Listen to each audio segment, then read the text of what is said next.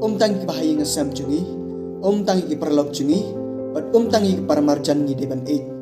Henry utrai Jesu ukwa ingi ban eight wat ikinong syun jungi. Kuplay pi bro uplay unkur ku kedo ipi.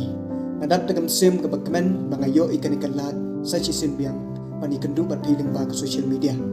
Mata kasngi ngelapoy hakasngi ke bak khatway hakanika ayam bukhoy jong ke Portland.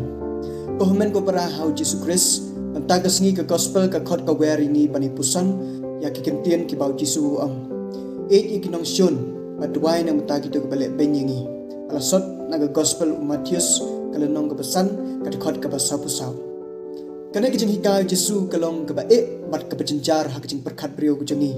Namar Jesu kwa ingi ban eight ikinong syun jungi. Kumba ublay u eight ingi. Kohomen ko para hakane lingbagane Jesu ukot uwer yengi. Ban eight baro arliang tang siliang. Jesu kwa ingi ban eight wat ikinong syun jungi. Tangi gitu ke belek bah hakajing jungi. Hoit kajing hikaw Jesu kalong sisya ke bae.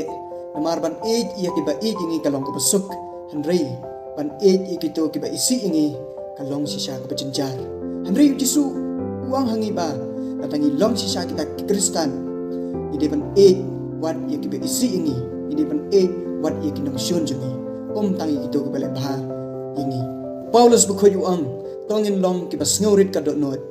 Tongin long ki bayasya patongin ya map markeliam kumba ublay umap yengi tai bagat bangi ding yai dan ti hakan ka ayam bakho jeng ke Portland in la si saban long ki bas ngurit in la si saban long ki bayasya bat in la si saban map ya ki wei kam tam kita bengi syam jing ban map kita kepala penmong yengi bat bangin la si saban ya ki wei kumba ublay u si sya yengi ublay unkur ku kerdo ipi